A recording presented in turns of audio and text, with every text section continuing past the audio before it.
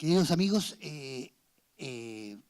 damos por inaugurado el año académico del 2018 del Instituto de Estudios Humorísticos. Hemos sido un poco lentos para empezar, pero bueno, la gracia del Instituto de Estudios Humorísticos es que empieza cuando quiere, termina cuando quiere. Esa es la gracia del humor. Y lo estamos invitando, queríamos inaugurar este año con un invitado muy especial. Bueno, siempre son especiales los invitados. Pero él es más especial. Me pagaron. Que Ramón Yao, actor, que ha estado, y eso es lo que nos interesa mucho aquí en el instituto, en muchos medios distintos haciendo humor, en teatro, en televisión, en cine y en radio, y que ha sido realmente una vocación de busquilla. Yo recuerdo la primera declaración que te escuché, que me llamó mucho la atención, hace muchísimos años, que tú decías que no te gustaba el teatro. No. O sea, me gusta, pero no voy. No. ¿Y por qué estudiaste eso si no te gusta? Porque yo estudié, bueno, ¿qué tal? ¿Cómo están? ¿Cómo les va? Primero que nada. Yo estudié teatro porque yo estudié en el Colegio Patrocinio de San José, en la época que los curas tocaban a jóvenes, pero nadie sabía, pero luchaban contra la dictadura. Entonces, era una época distinta. Y en ese colegio había un teatro muy grande, que hasta el día de hoy existe, con 250 butacas, que no es un teatro convencional. Y yo me metí al grupo de teatro del colegio, y estaba Boris Cuercha, por ejemplo, que es director y actor, y un tipo, todos lo conocen mucho, y Javier Deneken, Freddy Huerta, Esteban Cabezas, que hoy día es periodista y escribe libros para niños. Entonces se armó como una cosa, casi un elenco de teatro profesional, por decirlo de alguna manera. Y yo era un pésimo alumno en el colegio, me iba muy mal. Y, que además tu colegio, perdona, era un colegio para malos alumnos. Era un colegio originalmente para malos. De hecho, mi papá estudió cuando era internado. Sí. Y era un colegio era como el Marshall, que en los 80, no sé si se acuerdan, que era un colegio donde iba lo peor de lo peor. Entonces, yo, digamos, me iba muy mal, pero me salvaba por estas actividades extra programáticas de hacer teatro y todo, y llegó el año 86, creo, donde salgo del colegio, repetí tercero medio y toda la historia, y yo creo que me sacaron un poco, me pusieron 4 en matemáticas para que este gallo se vaya, de verdad, lo digo honestamente, no es por cariño a mi papá, que había sido exalumno y todo, y que no siguiera pagando, porque además era ferretero, no tenía tanta plata, el colegio igual, bueno. Y yo dije, ¿qué hago ahora? Entonces, yo como dije en el colegio, yo hacía teatro, podría estudiar teatro a lo mejor, porque es algo que no hay que saber matemáticas, no hay que saber mucho para ser actor, hay que tratar de acordarse los textos y listo. Y estudié teatro, y como al año y medio ya me fui a trabajar al Circo Teatro, que me llamó Boris Cuercha. Pero a mí me habría encantado, por ejemplo, ser arquitecto, haber estudiado arquitectura de verdad, sí. Pero para eso hay que saber matemáticas y una serie de cosas que yo no manejo. Entonces esa es la razón por la cual yo entré al teatro. Pero entraste al teatro en una época bien intensa del teatro, bien intensa la escuela de teatro. Sí.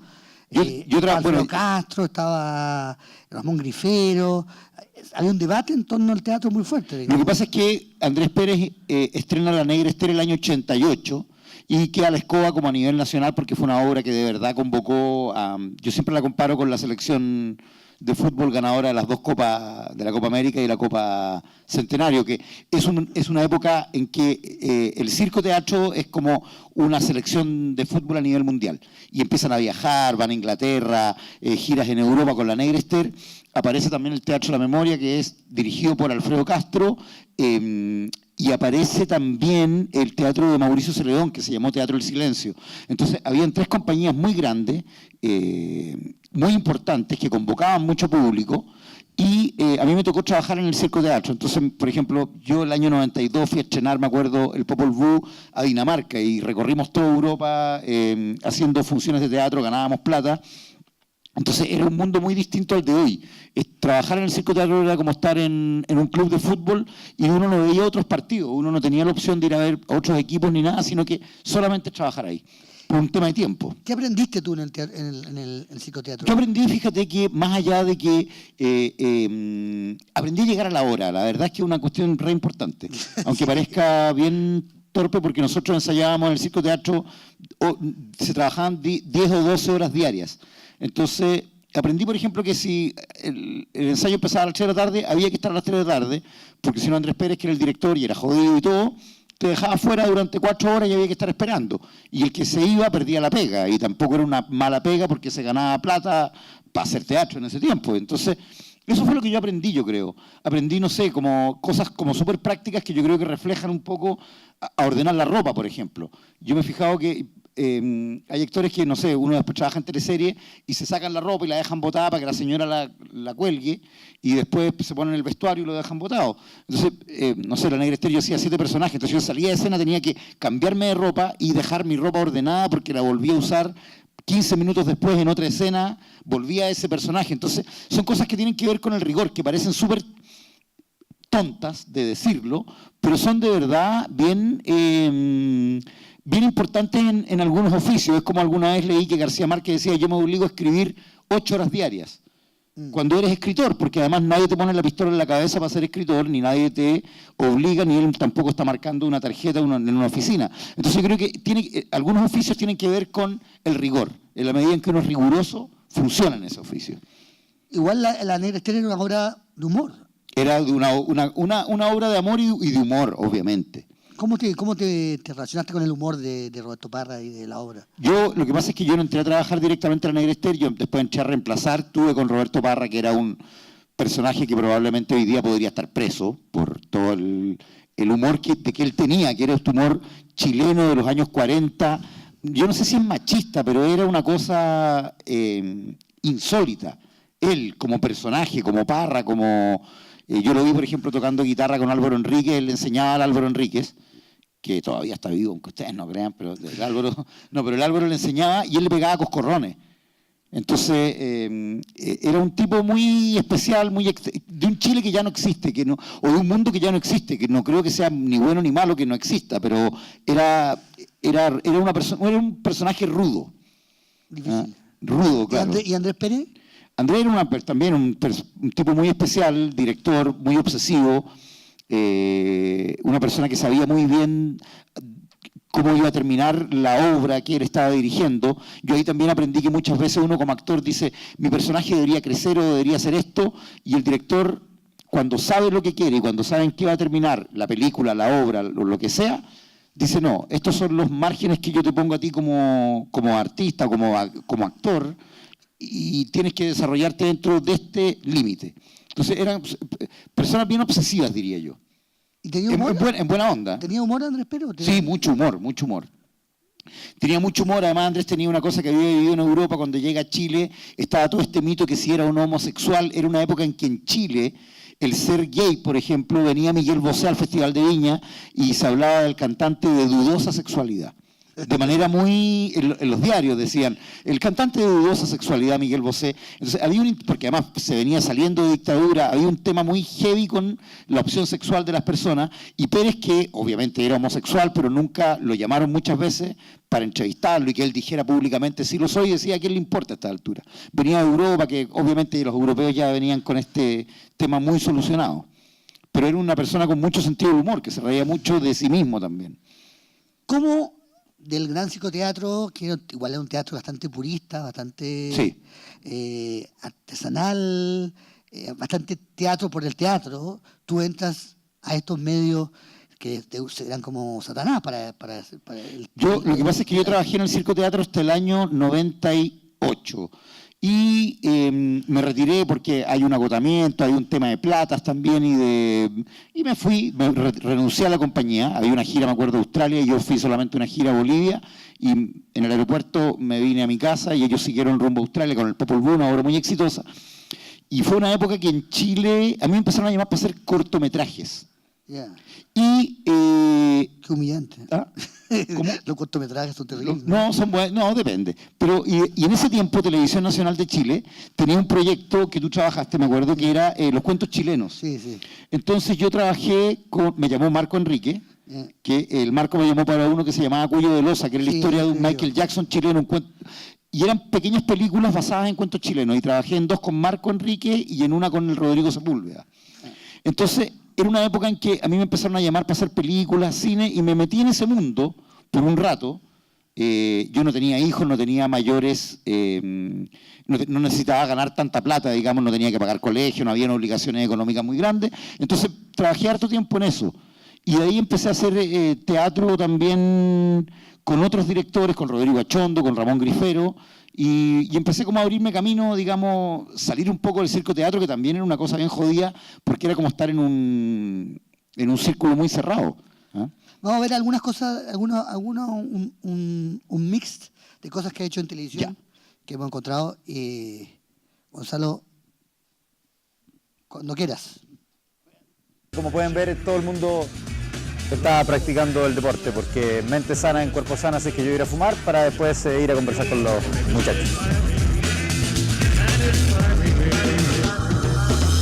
¿Qué tal? ¿Cómo estás? ¿Y hace cuánto jugáis béisbol? Hace 2 años. ¿Cuál es tu equipo favorito de béisbol? Este. No, pero por ejemplo, No veo tanto. ¿y Béisbol. dónde veis béisbol? Aquí a veces voy al Estadio Nacional a ver cómo juegan los grandes. ¿Y por qué no te metiste a fútbol? No me gusta. ¿No te gusta el fútbol? ¿Y qué otro deporte te gusta? Atletismo. ¿Y a dónde practicáis atletismo? Aquí también a veces. ¿Tú vivías acá en La Pintana? Sí. ¿En qué parte? En San Rafael. ¿En qué colegio hay? El Liceo de las Torres. ¿En qué curso? En séptimo. Séptimo medio. Oye, séptimo básico. ¿Qué querés ser cuando salgas del colegio? Beisbolista. ¿Pero a dónde hay que trabajar en Chile si nadie juega béisbol acá? Pero voy a Estados Unidos. Ah, te quería ir a Estados Unidos. ¿Sí? Y allá hay a jugar béisbol. Sí, bueno, allá no hay muchos beisbolistas. Te iría bien. ¿Me podías explicar un poco cómo es las cosas, las reglas y eso? No sé tanto las reglas, a veces no. O sea, estamos dados. Jugáis béisbol, no te sabéis las reglas. Está bueno. No regla tanto. Pero claro, algunas sabéis que la pelota hay que tirarla para adelante, no para atrás. No, y a veces igual se tira para atrás. Me quedó súper claro el béisbol. Nos vemos, compadre. Chao. ¿Cuál es tu nombre? Carlos Calderón. Carlos Calderón, CC. Oye, Carlos Calderón, ¿cuántos años tenés? 15. ¿Por qué te metiste a béisbol? Estaba un día, yo estaba esperando a fútbol aquí y me dijeron si quería jugar en béisbol. Entonces me metí a jugar y me gustó. ¿Y hace cuánto tiempo pasó eso? Hace 2 años, Y o sea que ya hay jugado partido entero de béisbol. Sí. ¿Dónde? en el Estadio Nacional. ¿Y han ganado o perdido? Hemos ganado y perdido. ¿Cuántos partidos han ganado y cuántos han perdido? Hemos perdido más, sí. ¿Qué? Es que no viene casi nadie. ¿Qué tiene que ver eso? Porque si el partido se gana independiente de la gente que hay. No, porque tienen que haber 9 mínimo. Ah, en el equipo no llegaban a jugar. ¿Y no hay pensado dedicarte al ajedrez que se juega solo contra otro? No, No con la mano, con eso. Que te vaya bien. Ezequiel, ¿por qué tienes una camiseta de Colo-Colo y juegas béisbol? Porque vine a jugar a la pelota. ¿Y te ensartaron con el béisbol? Sí. ¿Te gustaría ser jugador de béisbol profesional? Sí, Ya lo descubriste, el primer día que venía a clase, ¿no? sí, ¿Cuánto rato llevas jugando? Como 20 minutos. sí. ¿Y encontraste que ese puede ser tu camino? Sí. Ya, compadre. Que te vaya muy bien en tu futuro de béisbol. ¿Ah? Nos vemos. Chao. Un hombre que descubrió su destino en 20 minutos. Dígale a la gente, a los jóvenes que están viendo este programa que no saben lo que es CUT, ¿qué significa CUT? La CUT se llama Trabajadores de Chile, lo mejor que hay. La CUT significa Trabajador de Chile, lo mejor que hay. Pernagiomin. El Nacional de Chile. Nacional de Chile. Aquí estamos con este es el caballero que le pone sigla a todo, el hombre de las siglas. FBI. FBI, Policía Internacional de Chile. Perfecto. Seco para la sigla. ¿Cuál es su nombre? Gabriel. Gabriel ¿cuánto? González. Gabriel González Videla, expresidente de Chile. Estamos con Gabriel González Videla, Gavito, expresidente de Chile.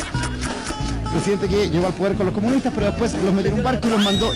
Exactamente. Incluso la avenida que está en La Serena, esto es una parte cultural porque yo soy un huevo muy culto. La avenida que está en La Serena llena de estatuas es porque Gabriel González Videla tenía una casa ahí. Y era un gesto único en la historia de Chile.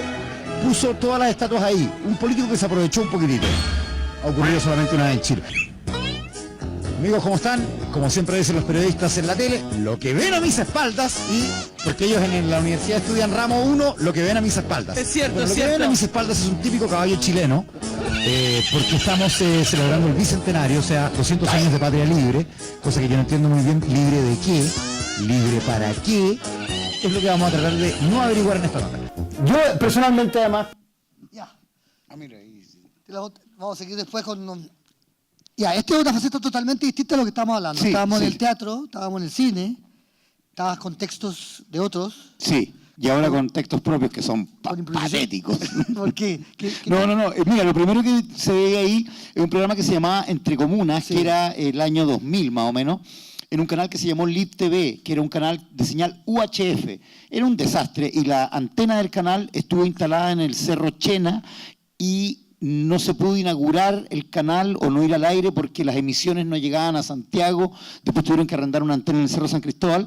Y yo hacía un programa que se llamaba Entre Comunas, donde yo partía desde la Plaza de Armas, el kilómetro 0, y tiraba un dardo.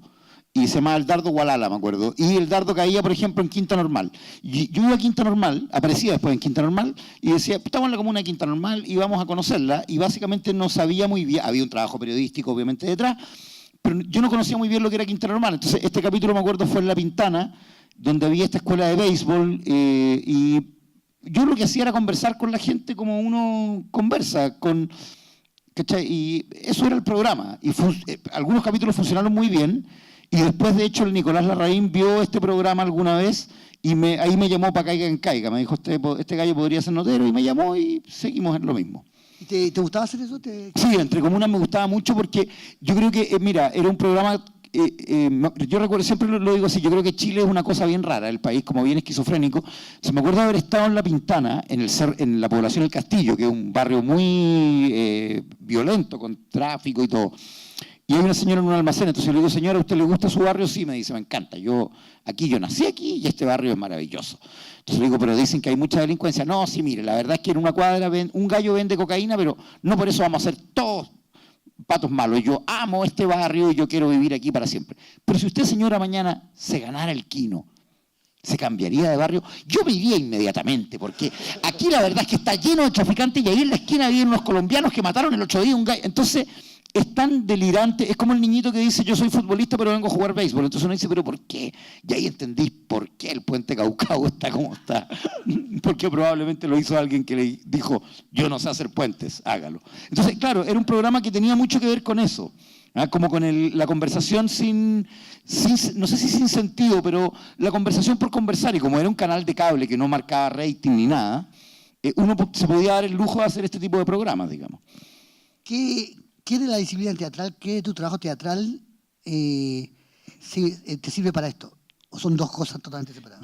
Mira, lo que me pasó a mí con el teatro en algún momento es que yo trabajé en muchas obras de texto, en Shakespeare y todo, y en un momento yo sentí que hacer teatro era una cosa que estaba un poco muerta. ¿Por qué? Porque tú estás haciendo textos que fueron escritos hace muchos años y que uno puede trasladar hasta el día de hoy y hacer un símil con la situación actual, pero que le faltaba como esa cosa como de mirar al público y echar la talla contingente. Que hoy día, no sé, si yo estuviera haciendo Hamlet y en algún momento, qué sé yo, un personaje de Hamlet, yo hago Hamlet, por ejemplo, y le dicen, qué duros momentos están viviendo. A mí me gusta darme la licencia de mirar al público y decirle, tan duros como Maradona ayer en el partido, jajaja. Claro, dentro de Hamlet eso no cabe, sí. Se supone, pero yo creo que por ahí va un poco la cosa también. Y dentro del teatro más moderno que hacía el de Achondo, eso también cabía. Es que Achondo era distinto, Achondo se trabajaba con escaleta, pero también era teatro tradicional. Yo creo que en un momento me llamaron los hermanos Martínez, que era el Cuti Aste, la Claudia Celedón y el José Martínez, a trabajar con ellos, y ahí como que se abrió una veta de hacer humor. ¿Cómo fue eso? Yo trabajé en un show que se llamó el primero No sabemos qué hacer con la plata, porque era el segundo show que ellos hacían. Y el primero se llamó como Ganamos mucha plata, el segundo No sabemos qué hacer con la plata, y yo hacía un personaje que era una especie de Benjamín Vicuña, como un actor muy exitoso que estaba lleno de conflictos porque no sabía y hablaba así, y salía vestido, me acuerdo, con una chaqueta como militar, que en esa época estaba muy de moda, y con unos pantalones apretados, entonces decía unos monólogos como las mujeres me siguen, pero yo quiero que no me sigan por mi belleza, sino que por mi talento, todas estas cosas que, no digo que Benjamín lo diga, pero que en general son lugares comunes que uno escucha en muchos rostros. Y paradójicamente un día estábamos en función de Teatro El Puente y Vicuña va a ver la obra y iba vestido igual que yo en el personaje. Entonces fue de verdad un cagadero de risa, así como después pasó al camarín y él es muy simpático y nos reímos mucho. Como nosotros teníamos en el camarín una foto de él de la revista TV Grama, que era como nuestro altar, así, lo besábamos antes de entrar a escena. Y entonces empezaron a ocurrir esas cosas. Y ahí yo empecé como a decir, me parece interesante y entretenido esto de hacer humor. me parece tal vez más interesante que hacer teatro tradicional. Y también me empezaron a pagar más por trabajar en estos programas. Sí. Entonces, y el dinero igual es algo que me interesa, a pesar que mis colegas digan que no, a mí sí. Entonces dije, pucha, si me voy a ganar un poco más de lucas en esto y además lo paso bien, fantástico. Y ahí empezó como esta beta. Igual en estos programas entre comunes y CQC está el juego de interpelar a alguien y un poco burlarse de alguien, digamos. Sí, ¿Cómo obviamente. es este equilibrio? Yo la verdad es que yo no soy muy bueno para interpelar ni para burlar. Me burlo a espaldas, digamos, lo hago, lo confieso, pero no soy muy bueno como para enfrentar. No sé, hay días noteros como Cuchillo Izaguirre que preguntaba unas cosas, unas barbaridades increíbles y con una valentía total. Yo en general encontraba que a mí, por ejemplo, la nota esa del caballero que dice las siglas, para mí es muy decidora porque es muy entretenido. Ese es el personaje que a mí me interesa, como el humor que también me gusta. Esa cosa de ponerle a todos siglas en Chile. Entonces, claro, porque alguien, Cernagiomín, Servicio Nacional de Geografía y Minería, cacha la sigla larga. Entonces yo digo, ¿a qué funcionario público se le ocurre hacer esa? O el CEREMI, Secretario Regional Ministerial, que nadie sabe muy bien lo que es tampoco. Entonces, hay una cosa ahí que es entretenida, que es divertida, que es muy chilena. Que me interesa más que tal vez decirle a Piñera, usted es ladrón o usted qué sé yo. Que tiene un poco que ver con Roberto Parra y con eso que... Yo creo que tal vez tendría un poco que ver, claro. Podría ser una cosa como más antigua, como de crónica de Joaquín Eduardo Bello, si se quiere, no sé. Pero tiene una cosa que ver tal vez como con contar el cuento.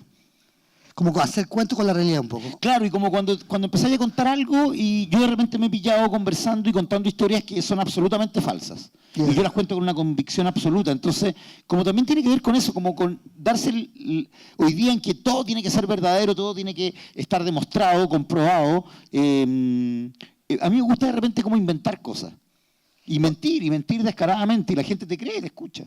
¿Y hasta tienes que desmentirlo? O sea, ¿te han creído todo? No, porque en general ayer no sé, pues en la radio dije, hoy día que Madonna cumple 60 años.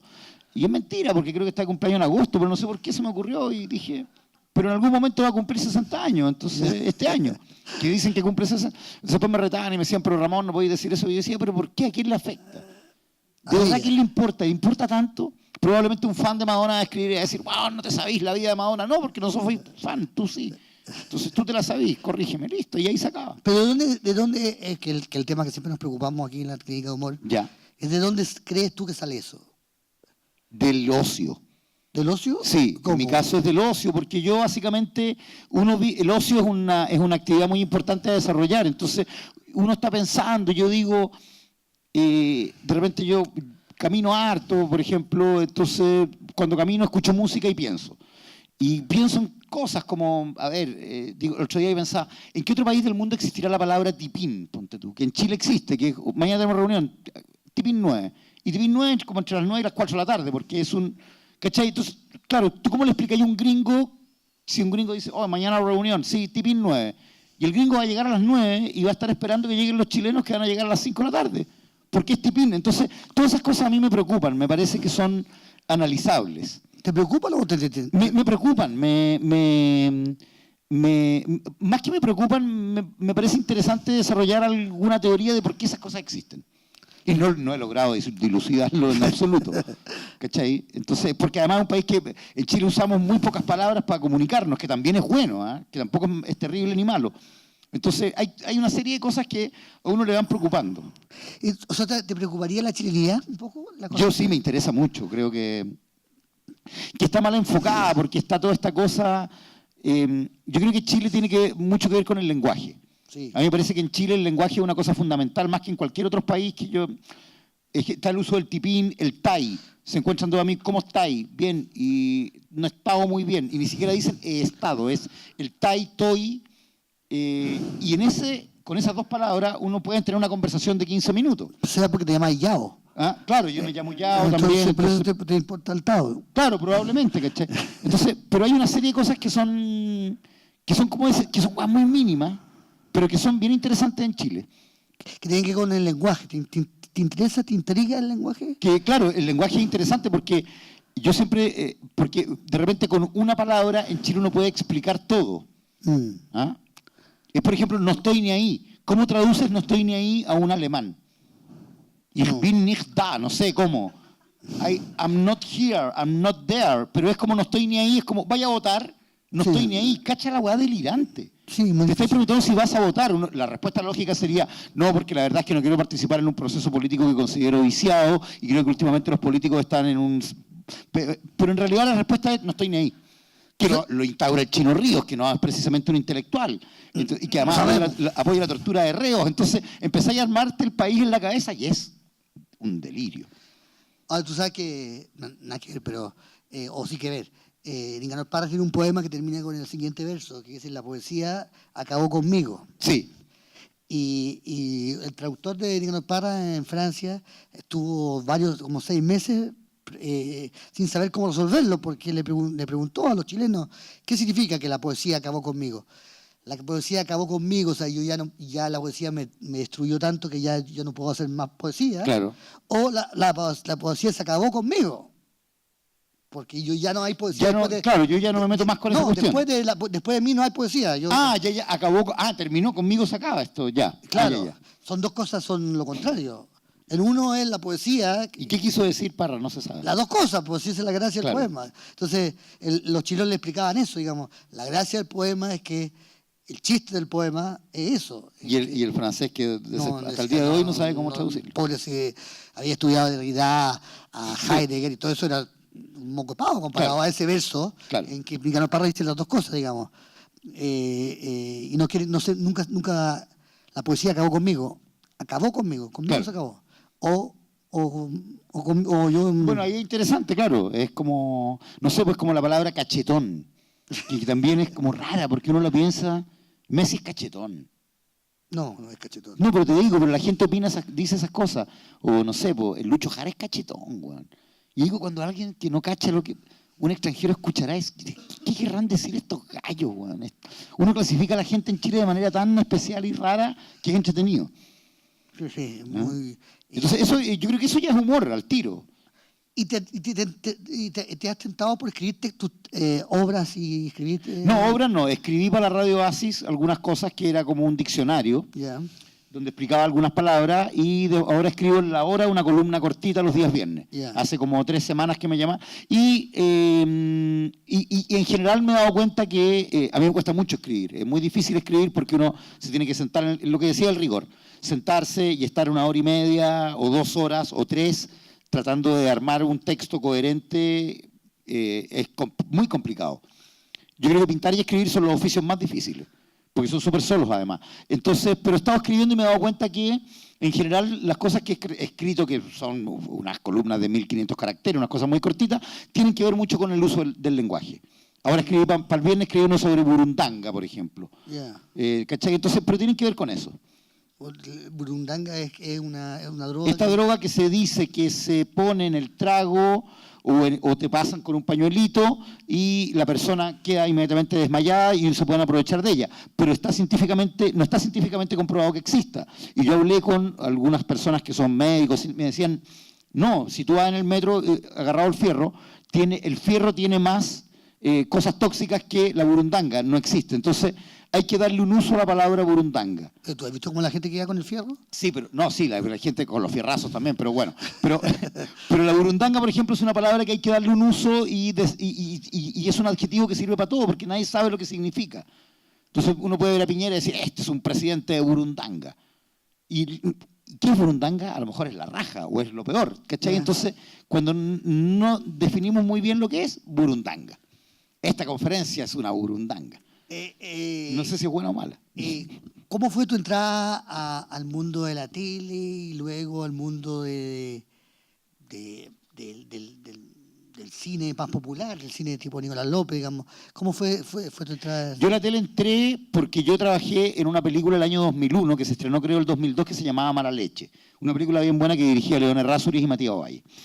Y me llaman de Canal 13, que estaban haciendo una teleserie que se llamaba Hippie, que venía después de una teleserie que se llamó Machos, que era muy exitosa, Machos, y Hippie era una teleserie sobre unos hippies chilenos en los 70, ambientada en Orcón, qué sé yo, y le fue muy mal. Y me llamaron para hacer un personaje que era el malo de la teleserie. Sí, me acuerdo. La primera vez que en mi vida me contrataba un canal para hacer algo durante más de 2 días.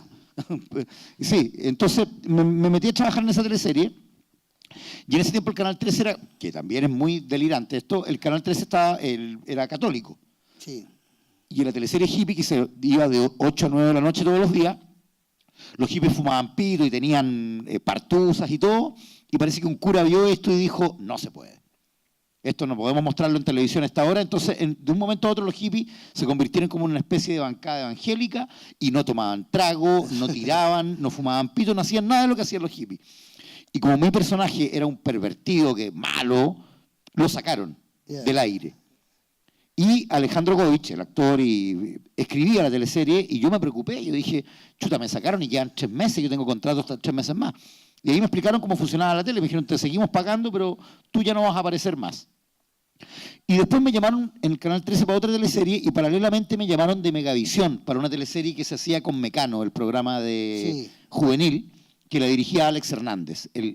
Y se llamó Porfiados, la fórmula del amor. Una teleserie muy desquiciada, con elenco Fernando Alarcón, Claudio Late, no sé. Estaba todo el mundo, actuaba la gente de Mecano, Ronnie Dance, La Chave, todo el mundo actuaba en esa teleserie. Pasó la Claudia Celedón por ahí, o sea, actores de renombre y gente que... y fue un éxito brutal, marcaba 35 puntos esa teleserie. Y la gente de TVN hacía una teleserie, me acuerdo, en Chiloé, y estaban muy picados porque un capítulo de TVN, 100 capítulos de la de Mecano costaba 1 de TVN. Y nosotros les ganábamos. Entonces, ahí como que yo caché también, le hablábamos a cámara, si uno se olvidaba el texto en una escena, se lo pedía ahí al camarógrafo y lo seguía ahí leyendo. Entonces, y todas esas cosas empezaron a crear una especie como de mito con la teleserie Porfiados, de que fue una teleserie como la más desquiciada del mundo que se ha hecho en Chile. La escribía Mateo Iribarren, Rodrigo González, que después estuvo en el Festival de Viña, y León Murillo.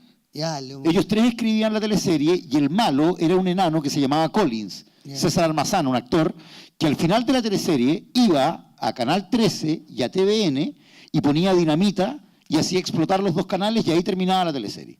Era un final feliz. Un final muy bonito. Y entonces, claro, ahí partió también como una cosa de decir, es bonito trabajar en el humor desde esa perspectiva. ¿Y no te sentías ahí para nada como en qué estoy metido? No, porque además yo tenía una cosa que yo puedo robar con el circo teatro. Yo hasta el día de hoy puedo decir, no, weón, yo soy serio, yo trabajé con Andrés Pérez. Entonces no me pueden huevear, no pueden. ¿Cachai? Claro, aunque yo esté haciendo una basura terrible, pero yo entonces me pongo esa... Y la gente como en Chile se tragan todo, listo. No hay problema. Pero suena que a ti te gusta un poco. ¿Qué cosa? Meterte en cosas como Porfiado, como... Es que yo creo que sabéis que hay un tema ahí como con la cultura popular que es bien entretenida, que acá es muy menospreciada. Pero, por ejemplo, yo siempre digo Jingo, Mecano, que son programas basureados por la gente que dice, no, yo quiero más cultura en televisión. Eso es la cultura huachaca, como dijo alguna vez Uneus en los años 70. Entonces, eso es la televisión, también. ¿Cachai? No es solo la belleza de pensar, eso también es, también. Y yo creo que eso también es importante. De hecho, no sé, los Parra, si uno lee los poemas de Roberto Parra, que hoy día está elevado a la categoría de gran intelectual, son poemas de una popularidad absoluta. Sí, son huachacas. Son huachacas, son rascas, son ordinarios, tienen palabras soeces, son machistas, son todo eso. Vamos a ver unos minutos más de tus apariciones y seguimos comentando.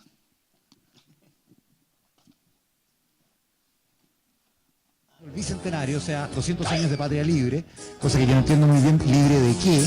¿Libre para qué? Es lo que vamos a tratar de no averiguar en esta nota. Yo personalmente además pienso organizar una marcha a Plaza Italia, o Italia Plaza, como se llame, para celebrar el reencuentro de estos 2 personajes. Pero como yo estoy contra la violencia, espero que esa marcha no vaya nadie más que yo. Así es que voy a estar solo en Plaza Italia el día que ellos se reúnan y después a celebrar con champaña como corresponde.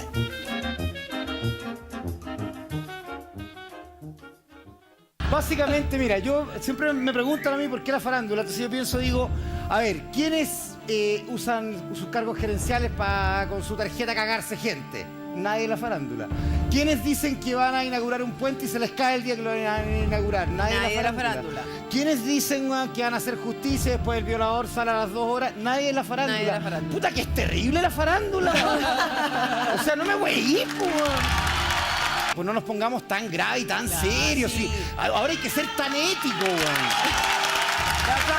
Pero te ha tocado, por ejemplo, que llegue un amigo actor o llegue alguien y te diga, oye, estáis equivocados, ¿qué no estáis metidos? No, es que yo solamente acepto las críticas constructivas. Las críticas que son negativas nunca las he aceptado. Yeah. Por ejemplo, si un gallo me dice, oye, en esta hora estáis más o menos, cállate.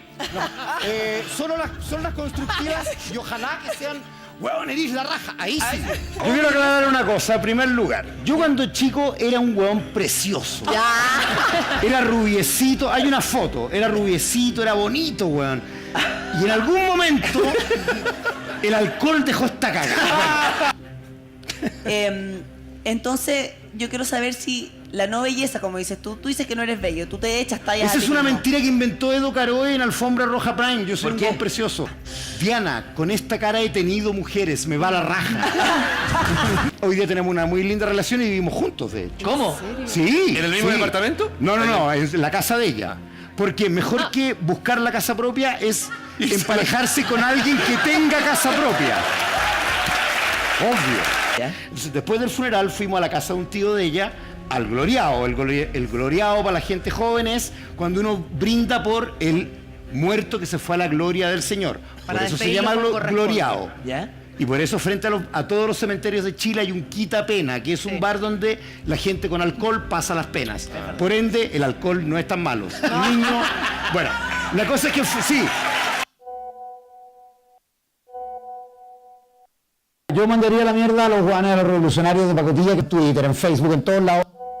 La colusión, los empresarios, y todo es como en global. Yo el otro día me pasó que fui a comprar confort, yo siempre me he limpiado el poto con Noble porque es el más suave, tiene 3 hojas, 8 rollos me duran 2 meses porque yo solo. Compré la weá sin ningún conflicto, chato con la weá, no sé qué marca se puede comprar, solamente Scott porque todas las otras weas están coludidas. Hashtag hagamos la revolución, hashtag salvemos esto, hashtag salvemos lo otro. Váyanse a la chucha. El que realmente hizo la revolución fue el Che Guevara, hizo la revolución con Fidel en Cuba primero, estudió en historia mierda, se fue a Bolivia cuando ya dejó hecha la revolución en Cuba. Hay buenos que trabajan para Lucy haciendo la revolución. Váyanse a la concha de su madre. Los animales nunca me han gustado. Odio a los animalistas profundamente. Los detesto, weón. No, si no hace nada y la weá es como tener, weón, un león al lado. ¡Maten a sus mascotas, weón! Muy si me pasa acabar los dinosaurios y esta weá siguió funcionando igual. Me gustan los toros, me gusta el rodeo, weón. Entraron unos weones animalistas no al rodeo y los guasos los laciaron y los sacaron. Además que, ay, los weones del rodeo son fachos. Ya, sí, son fachos, weón. Chile, la mitad de los weones es facho. Haría un rodeo de persona, weón, de animalista y de revolucionario. Váyanse a la chucha. Circo romano, esa es la weá que le hace falta a este país. Si esta weá puede ser un país es España. También odio a estos jóvenes cineastas. Hagamos virales. Viralízate el hoyo, weón. ¿Vos creéis que Daniel Craig está haciendo un viral? Daniel Craig está haciendo un comercial de Heineken ganando 150 palos verdes por manejar una lancha en croma. Esa weá es un viral. Esta weá es una mierda. Pensé en mandar a la mierda al cine chileno, una weá que no existe. Si yo juntara toda la plata que yo he ganado haciendo cine chileno, sería 1 o 2 sueldos de Alfombra Roja Prime. ¡Oh, la farándula! Me compraba ropa elegante, fui, weón, a Europa a ver a mi hijo. Con el dinero del cine chileno, weón, no me alcanza ni me completo ni un chop, weón, para darle un weón en la esquina.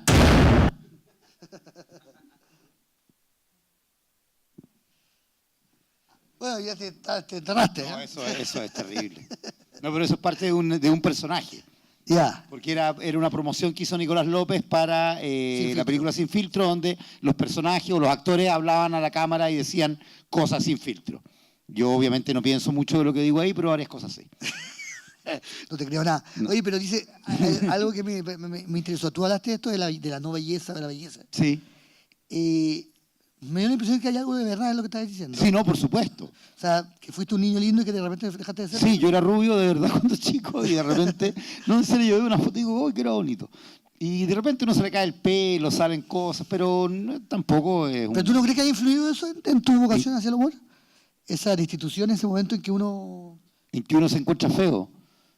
En que uno que cambia de categoría, digamos, pasa de ser lindo a ser feo. O sea, yo creo que en mí, y es súper cierto lo que voy a decir, una cosa es tener pelo y otra cosa es no tener pelo. El no tener, de verdad, el no tener pelo inmediatamente te mete como en otro estrato de la sociedad. ¿En cuál? En los pelados. Yeah. Que básicamente, sí, y de verdad, y eso marca los castings que tú vas a hacer, los personajes, ¿cachai? Hay una serie de cosas que son súper marcatorias cuando no tienes pelo. A diferencia de cuando tienes pelo. Pero tú vivías un pelado flaco, que es raro. Sí, es bueno ser flaco, es una cosa... esto es súper cosístico lo que estamos diciendo, pero está bien. Pero claro, es raro. En general, pelado en Chile es como el guatón pelado. Pero tú no creís que lo que tú... a mí también pasó lo mismo cuando el chico también era muy eran muy hermosos y dejé de hacerlo de un día para otro. No tanto, yo todavía, todavía quemo el petardo, pero que el hecho de que cuando uno es chico todos te miran y todos te quieren y todos y de repente ya dejan de hacerlo, ¿no cree que eso de alguna forma te obliga a hacer humor o a hacerse notar? Sí. Y yo creo que incluso pasa más cuando hay un momento en la vida, yo creo que pasado los 26 años. Yeah. Yo creo que la gran crisis está siempre entre los 26 y los 30, porque uno hasta los 26 se supone que uno sale de la universidad, empieza a desarrollarse laboralmente y eres como monedita de oro, todos te quieren y estáis súper bien y todo. Pero hay un momento en que ya la gente se aburre. Y cuando la gente se aburre de considerarte una persona simpática, entretenida, talentosa y lo que sea, te empiezan a buscar la yayita. Y eso pasa siempre como a los 28. Y a los 30 ya tienes que tener un par de manchas en tu currículum. Entonces eso ocurre. ¿Ah? Más que cuando uno es chico, yo creo. Pero, y eso te...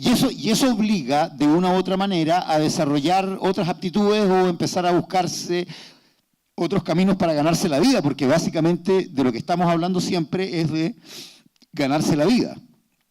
Y ahí entra la farándula Y ahí entran millones de situaciones que obligan a los seres humanos a hacer cosas que, no sé, 2 años antes habrían dicho yo jamás. Yo siempre recuerdo, por ejemplo, yo me acuerdo cuando yo trabajé en Caiga, me tocó ir a hacer una nota, era la época de las marchas estudiantiles, los pingüinos, creo.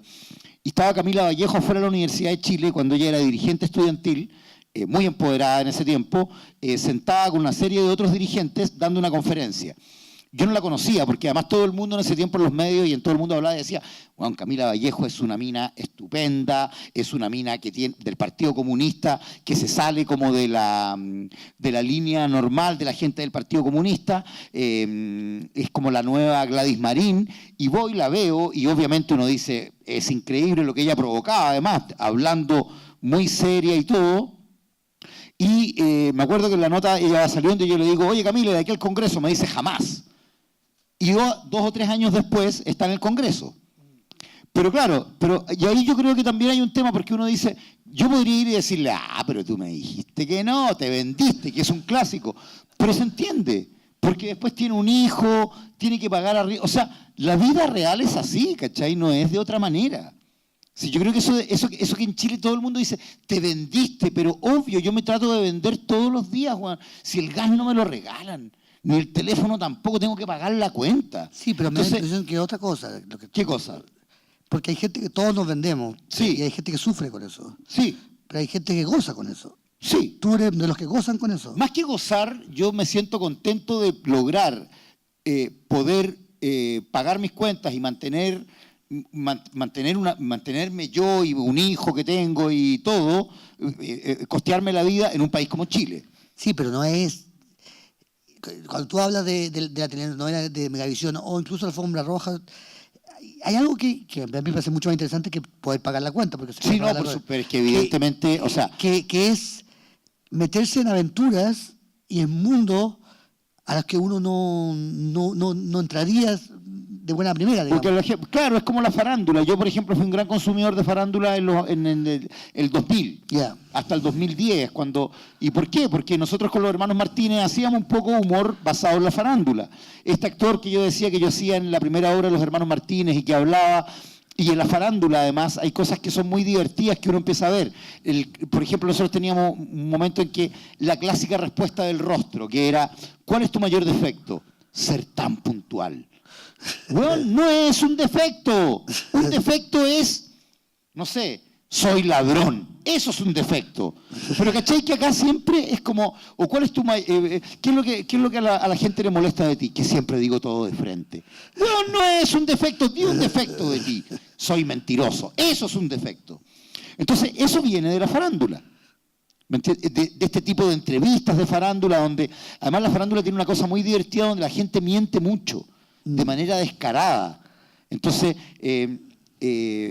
esto es muy incorrecto tal vez, pero es como la mina que dice, que sale con en tanga y dice, yo quiero que me valoren por lo que soy. Entonces, eso ocurría mucho en los años 2000. Hoy día ya no, ¿ah? No, sí. Pero eso ocurría, y era muy divertido de verlo, porque era una dicotomía absoluta. Y la farándula muere cuando empieza los reality. Y la farándula muere cuando la gente de reality, unos españoles que nadie conoce, empiezan a ser los que provocan los hechos faranduleros, y ahí murió.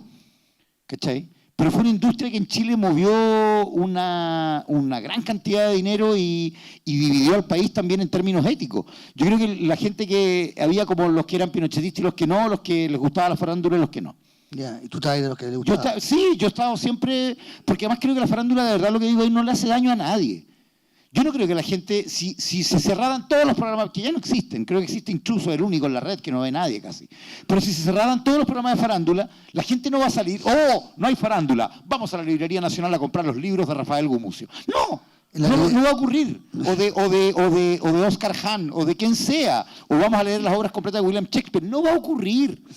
¿Pero tú tenías la idea de hacer dentro de la farándula alguna contribución cultural o ninguna? Es que yo creo que tal vez en 30 años más va a ser una parte de la cultura chilena. ¿Cachai? Como tal vez los programas que se hacían hace 20 o 30 años en televisión, que hoy día ya son un hito en la cultura. Y el momento que se hicieron, los gallos lo estaban haciendo y tratando de hacer tele y ganarse la vida, nada más. La radio, ¿cómo entra la radio en este cóctel? A mí me llaman para hacer radio el año 2010, 2009, a la Radio 1, que era una radio que solamente emitía música chilena, y con Patricio Bauer le hacemos un programa que se llamaba Los Guardianes de la Parrilla. Y era un programa misceláneo que iba de 3 a 4 de la tarde, después cambió de 2 a 3 de la tarde, y la Radio 1 era una radio que se escuchaba a través del dial, digamos, en Santiago y en La Serena, Coquimbo y La Serena, y ahí partí yo trabajando en radio. ¿Qué te gustó? Me entretuvo mucho, porque la radio me parece que tiene una cosa muy inmediata, que nos tocó, que a mí no me había pasado. Por ejemplo, me acuerdo el día que murió Gustavo Cerati, nosotros teníamos programa, se da la noticia, Cerati muere a las 2 de la tarde, y nosotros teníamos programa a las 3, entonces obviamente tenía que hablar de la muerte de Gustavo Cerati, y como era radio solamente de música chilena, en vez de tocar las canciones de Cerati, había que tocar los tributos de músicos chilenos a Cerati. Pero ahí la radio como que a mí me marcó mucho, en el sentido de que encontré que había una beta a explotar muy, muy buena y entretenida. La radio también permite, como yo te he visto hacerlo muchas veces, construir relatos, como construir historias. Como relatos históricos mentirosos. Sí. Entonces, pero claro, porque la gente que escucha, yo creo, porque básicamente la radio, ¿qué es? Gente que está escuchando. Y tiene que ver mucho con los contadores de cuentos antiguos, tal vez. Porque no hay una imagen, entonces uno tiene que crearle a la persona que está escuchando la imagen. Cuando llegó Cristóbal Colón y se bajó del metro Santa Lucía, porque ustedes saben que Colón usaba el metro, porque las carabelas se las habían quedado en la isla Santo Domingo. Entonces uno empieza a crear un relato que puede ser muy delirante y donde la historia se confunde, pero la gente lo escucha. Sí, a mí siempre me da la atención la gente que escucha partidos de fútbol en la radio. Porque es como muy difícil de imaginar. Bueno, un buen relator de fútbol es la persona que hace que tú veas el partido a través del transmisor. Mi papá, por ejemplo, que era un fanático del fútbol y era de la época de las radiotransistores, ponía la tele con un partido sin volumen y escuchaba el relato en la radio. Entonces, esas son cosas que hacían antes, claro. Los relatores de fútbol son grandes contadores de historia. ¿Cómo es tu relación con la actualidad? Porque igual tenés que hacer un programa de radio todos los días y hablar de actualidad. ¿Te aburre? ¿Te gusta? La chilena me aburre bastante hoy día. Encuentro que está bien fome todo. No tiene mayores... es como es bien obvio lo que está pasando todos los días. Ahora pasó ayer o anteayer que esta niña Cummings, creo, una concejala de Chicureo o de Colina, retó a Daniel Matamala por el uso de un tilde y se armó una pelea como en Twitter que duró como 4 días. Al final a ella le contestó la Real Academia de la Lengua, que ha sido como lo único entretenido que ha ocurrido, pero en general la realidad chilena yo encuentro que está bien fomeca, no hay mucho de donde reírse. Por ejemplo, ayer nosotros en la radio que hablamos de actualidad, hablamos básicamente del tema Maradona y el partido, que los argentinos ayer escribieron un guión maravilloso, entre lo que ocurría en la cancha, Maradona como palo arriba de la galería, con las manos blancas puestas en el vidrio, gritando. Entonces, los argentinos tienen esa cosa que es entretenida, que es como de todo hacer una épica muy grande. Lo de ayer es épico. Y cómico. Y cómico, y entre medio Sampaoli celebrando los goles solo. Entonces a mí me caen bien los argentinos, pero quiero que a Sampaoli le vaya como el hoyo. Entonces uno dice, pero qué imbécil, si tiene que ganar a Argentina, pero ¿por qué queréis que a Sampaoli le vaya mal? Y yo, por ejemplo, ayer vi el partido entero. Tenía que irme a la radio a las 3:30, ayer a las 4 de la tarde, y seguía en mi casa y dije, bueno, esto es una maravilla. ¿Cachai? Claro. ¿Ah?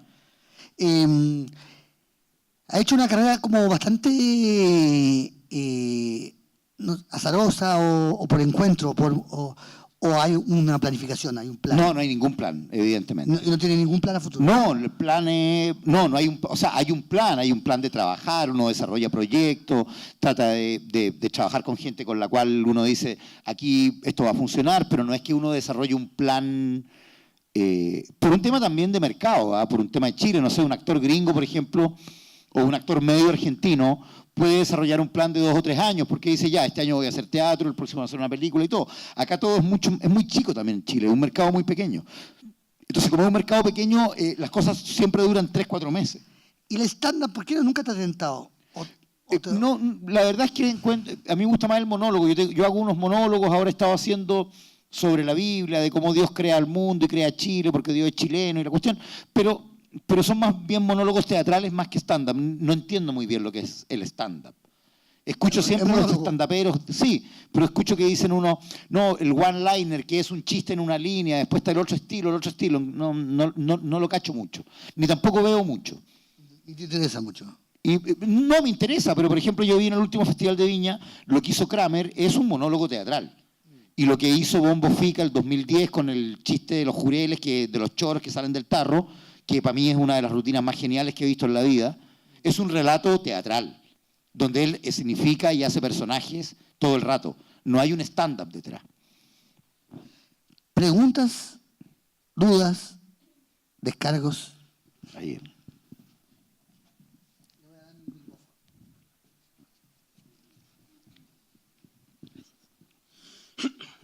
Muy buenas tardes, Ramón. Muchas gracias por estar acá.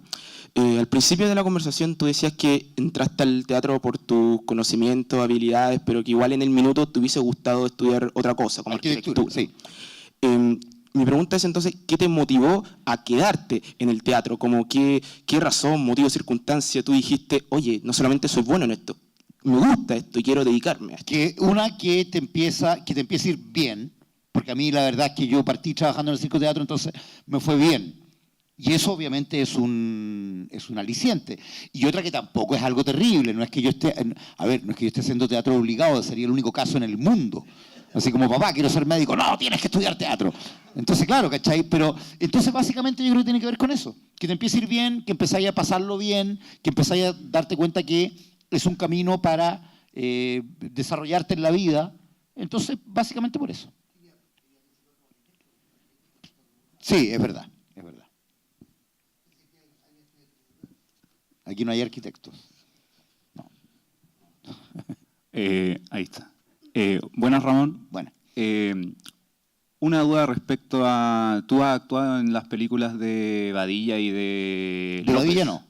De López. López, sí. Disculpa.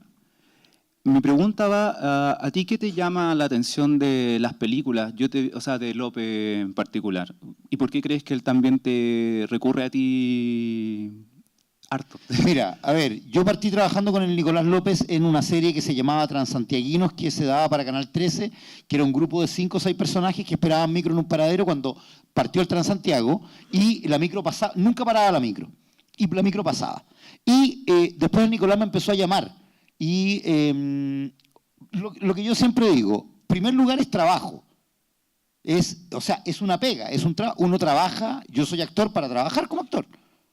¿Cachai? Entonces, si me llaman para trabajar como actor, uno dice, evalúa y dice, sí, en realidad puedo, me convienen las lucas, tengo el tiempo, y lo hace. En primer lugar es eso, es un trabajo. Y en segundo lugar, yo me llevo bien con Nicolás y me gusta su tipo de humor. También hay un tema como casi familiar en las películas de López, que López, por ejemplo, su director de fotografía de siempre es Antonio Cuercha, hermano de Boris, compañero mío de colegio, desde kinder a cuarto medio, que somos grandes amigos. La Gaby Soarzo, que ahora va a dirigir una película, es la continuista de Nicolás López. Los elencos son casi siempre los mismos, con los cuales yo ya tengo una relación de amistad. Entonces me acomoda mucho trabajar con López. Y siempre digo que la raja que me llame. Me encuentro súper bueno que te llamen y trabajar. Esa es la razón. Me gustan, no todas, hay algunas que encuentro que son... A mí me gusta mucho, por ejemplo, Promedio Rojo. La primera película de Nicolás López, yo entiendo que López es un gallo que provoca odio o amor, ¿no? Y más que nada odio, guatón culiao, que tu papá te mantiene, que no sé qué. Pero yo creo que, por ejemplo, Promedio Rojo es una gran película y como parte Promedio Rojo, si uno la mira como cine, parte en un grupo de estudiantes en un colegio de Chile con pantalón gris y camisa celeste, cantando la canción, el himno al colegio, creo, un día lunes, y pegándose cachamales y haciendo todo lo que hicimos y seguirán haciendo en los colegios chilenos hasta el fin de los días. Entonces creo que refleja muy bien una realidad, ¿cachai? Que es la de la escuela, que además de ahí viene Chile, o sea, el bullying. Chile es un país que siempre, nosotros como chilenos siempre estamos esperando ir al VG Studio, ¿cachai? Como que acá siempre es como, bueno, el happy hour va a llegar el viernes, es viernes y mi cuerpo lo sabe. Siempre es como que todo es con culpa, ¿cachai? Entonces creo que esa película refleja muy bien eso. Y otra película de López que a mí me gusta, digamos, están Las que pena, que son películas seriales que además ahí le dio el palo al gato. Yo no creo que López haya tenido la intención de que le fuera tan bien. De hecho, Qué pena tu vida, la primera, era un cortometraje. Era un piloto para una serie de televisión, que yo hago un paco y después se transformó en película. Y la última me gustó mucho a mí, No estoy loca, creo que es una buena película. Entonces lo paso bien yo trabajando con López. Y también logró hacer un negocio de esto, que en Chile...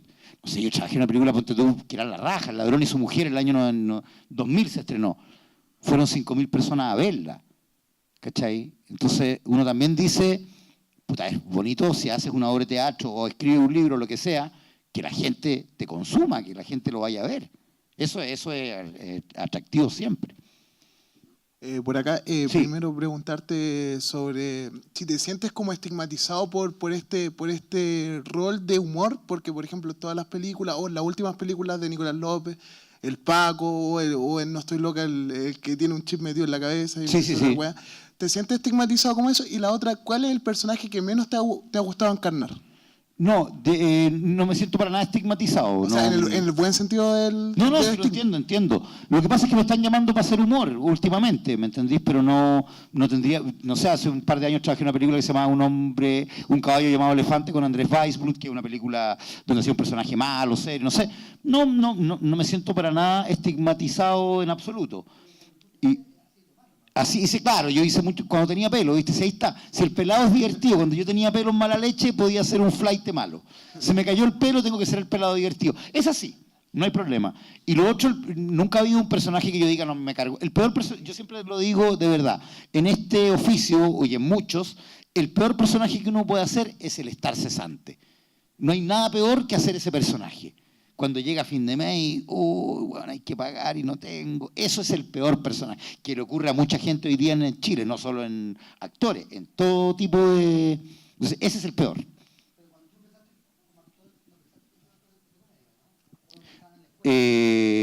No, yo hice mucho teatro serio, por decirlo de alguna manera. Y serio, o sea, haciendo comedias, pero serio, nunca pensé que iba a llegar a ser casi... claro, no lo pensé. No sé si lo soy tampoco, no sé, pero no, nunca lo pensé. Sí, hola, buenas tardes. Buenas tardes hasta ahora. Mi pregunta es si crees que ha existido mucho exitismo frente como a la crítica dentro del ámbito teatral, ¿no? O sea, exitismo en el sentido de que, estás trabajando con Nicolás López y no estás haciendo algo serio, por así decirlo.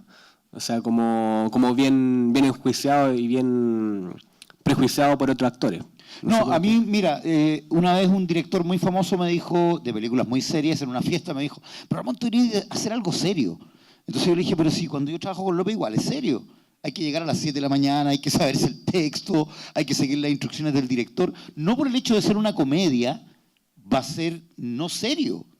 ¿Me entiendes? Entonces creo que, claro, ahí yo creo que esa para mí es la respuesta. Claro, la mirada es, serio es, no sé, hacer un Ibsen, una obra, qué sé yo. Pero no, yo creo que es serio, sí. No sé, Woody Allen hace comedias, no creo que no las haga en serio. Creo que es súper serio el compadre. Eso. Claro, cada cierto, y su vida se transformó en una tragedia, pero eso es otro, claro, pero en una farsa, pero claro, pero yo creo que en general lo que funciona es cuando se hacen en serio. O sea, todo uno lo hace en serio. Eso. ¿Un qué? Sí, me encanta, por supuesto que sí.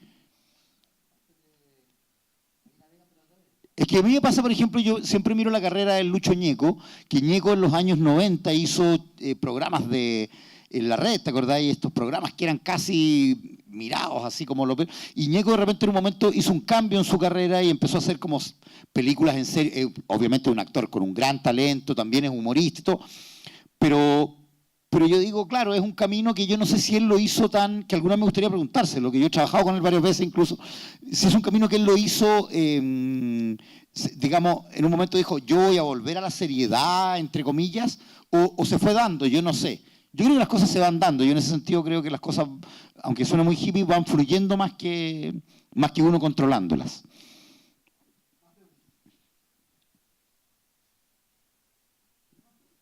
A todo respondido. Estamos esperando que vuelvas al teatro serio, es importante. No, pero aparte de la diferencia entre lo serio y lo cómico, digamos, que yo estoy de acuerdo contigo, que decir que, no sé, Molière no es serio es una estupidez, digamos. Pero ¿te gustaría hacer algo en la comedia de calado profundo, digamos? En la comedia? Sí, me gustaría, de hecho, y me gustaría, claro, que tú... sí, o hacer de repente una obra así, no un drama, por decirlo algo. Me encantaría. ¿Sí? Sí. Bueno, Ramón, ha sido un gusto, un placer estar contigo y inaugurar contigo esta temporada de encuentros con el humor que se hace en Chile, un humor que cada vez es más peligroso de hacer. Así que ahora no solo te felicitamos, sino que te compadecemos por seguir en el oficio. Y nos veremos en una próxima ocasión. Gracias a ustedes por venir. Muchas gracias. Muchas gracias. Que les vaya muy bien a todos. Muy amable han sido.